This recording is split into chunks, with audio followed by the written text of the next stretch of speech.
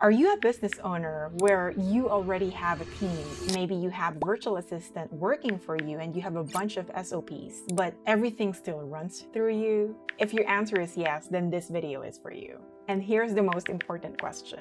If you haven't taken a vacation for a long time without checking your updates or notifications on your phone, then keep watching.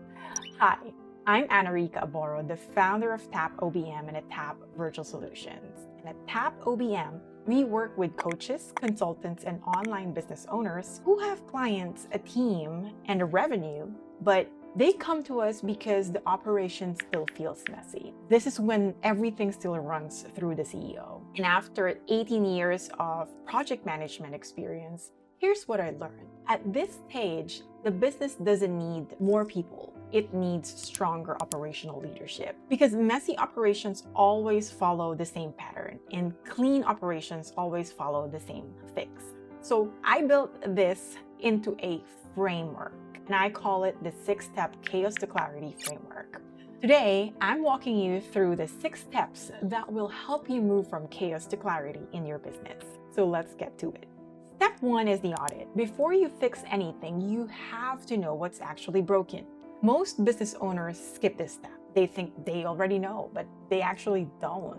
The audit answers 3 questions. 1, what's manual right now that shouldn't be? 2, what's recurring that doesn't have a documented process? And 3, what's missing entirely? What work isn't getting done because nobody owns it? Because you can't fix messy operations without looking at these things first. Step 2 is document. Now that you know what's broken, you write SOPs or standard operating procedures. And if your business already have SOPs, this step is called refine or refinement, not great. So most existing SOPs are incomplete, outdated, written so abstractly that no one can actually follow them. So if you don't have an SOPs, of course you have to make them at this stage. The point isn't to write a novel. The point is to capture how the work actually gets done so it can be repeated by someone other than you. Step 3 is test. And this is the step most operations people skip. You wrote the SOPs, great, but do they actually work? So here's how I think about it. If a 5th grader came into your business, could he or she follow your SOPs without any problems?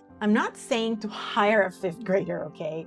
I'm saying that SOPs has to be that clear, that someone unfamiliar with the work needs to read it and execute it. So you test that by handing the SOPs to someone who isn't you and watching them try. If they can do it, the SOP works. If they cannot, then you have to refine it. This step is what separates SOPs that gather dust from SOPs that actually run a business. Step 4 is tool. Now, we look at what systems you need to support the documented, tested process. This is not about chasing the latest software or applications out there or AI updates. This is about asking yourself, what tools will make these workflows actually run? For most growing businesses, you need at minimum a project management tool like ClickUp, Trello, Asana. You need to pick one and commit. You need to have an accounting platform like QuickBooks, right? And you need to have a communication platform as well, such as Slack or Teams. And for industry-specific businesses, you need tools like ATS if you're in staffing business and the scheduling software if you're booking calls. So the mistake I see most often is people or CEOs just keep on buying tools before they create SOPs, and you end up with 5 subscriptions and no system. Tools support process. Process comes first. Step 5 is staff. Now we look at the team and specifically we look at the gaps. So you have a VA, maybe a few contractors and some full-time employees, but the question is who owns what? Because most businesses bring in help reactively. And let me repeat that, okay? Most businesses bring in help reactively. Sometimes, or I see a lot of business owners hire a VA because they got too busy, or hired a project contractor because there's a new project that just came up. So nobody has a defined function and everyone reports to you and everything still routes through you. At this stage, you need to bring in specialized owners for the functions that need a scheduler, a bookkeeper, a compliance person if you are in a regulated industry.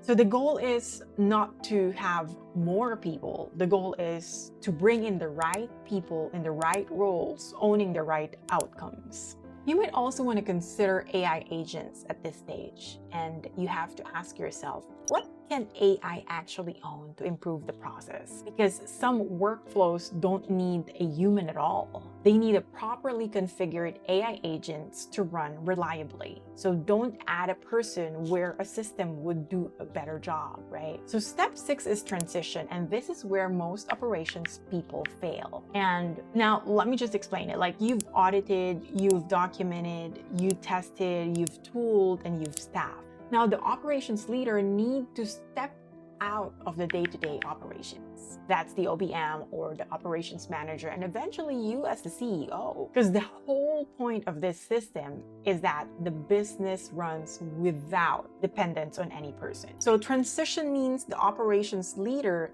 trains a successor. The systems hold. The team owns their lanes. The CEO can take a vacation without the business breaking. And this is the real test. If you can leave for 2 weeks and the business runs without you checking in daily, then the framework worked. And let me just tell you about this client I've been working with for the past 2 years now, and it's a staffing agency, and I joined them as an OBM back in 2024. And during that time, there were few people, the CEO, CFO, the VA, right? And there was no system. Everything was in manual. But they were doing a good 60K a month. But now, 2 years later, they're at 80K a month. They have full operational system, and they got industry accreditation. They built a team. And the CEO is going on a vacation this month, actually. 2 years ago, he couldn't even leave the house without checking his phone going off. So we ran the framework, the audit, the document, the test, tool, and staff. And right now I'm in the position where I am already in step 6, wherein I transition. I'm handing my role over to another OBM so I can take on the next client. This is not a theory, this is the actual sequence. So if your business still feels like everything still runs through you, even with a team, even with SOPs, then you're probably missing one of these steps. And if you want help running the framework on your business, then the link is in the description below. Otherwise, take this framework, like run it yourself. It works in any kind of business. If this video was helpful, be sure to subscribe. I'm publishing regular content to help more business owners move out of chaos and into clarity. So see you on the next one.